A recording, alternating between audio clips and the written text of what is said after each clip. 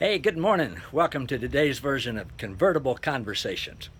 I want to talk about our speech today, the words that come out of our mouth. I've found that the words that we say have amazing power, not only to affect ourselves, but to affect other people. So I want to give you one thing today that I know from my own personal experience makes a tremendous difference in our speech. This comes from a scripture that the Apostle Paul wrote to a group of people, much like people today. And he said, let your speech be always full of grace. When your speech and conversation is full of grace, there's literally no room for anything else. Now, that's not true with most of us, myself included today, especially when you see stuff on TV with all the hatred and vitriol and people not speaking very gracefully. So it takes some effort, it takes some conscious attention to let our speech only be full of grace.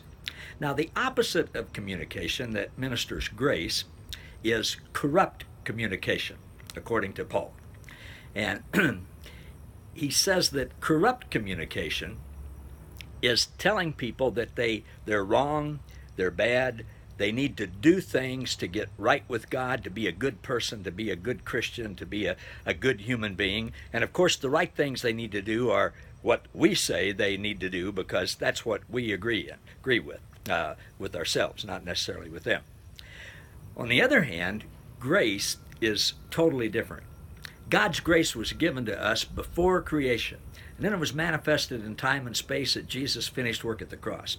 And it is totally and forever taken care of everything in our relationship with God. It's by His grace that we are right with Him. We've been made whole with Him.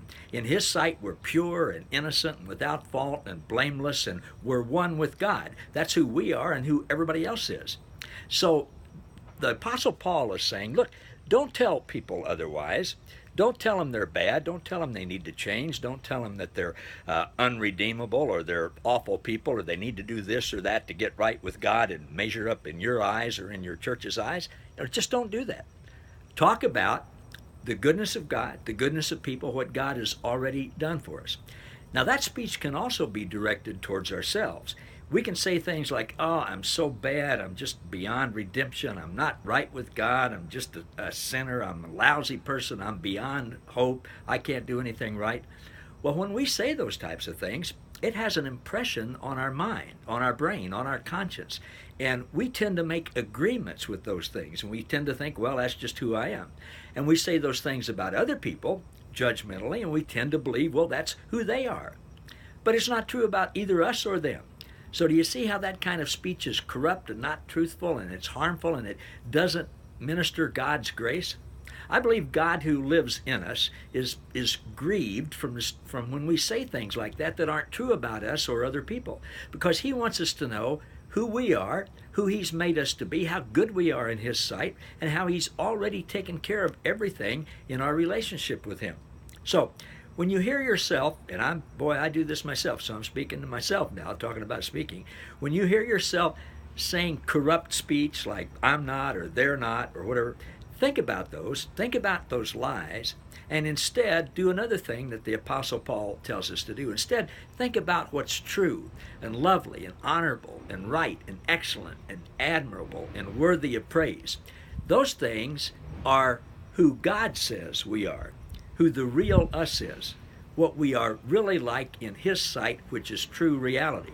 And who we really are is true and honorable and right and lovely and excellent and admirable and worthy of praise. We just don't know most of that yet. So I want to encourage you today.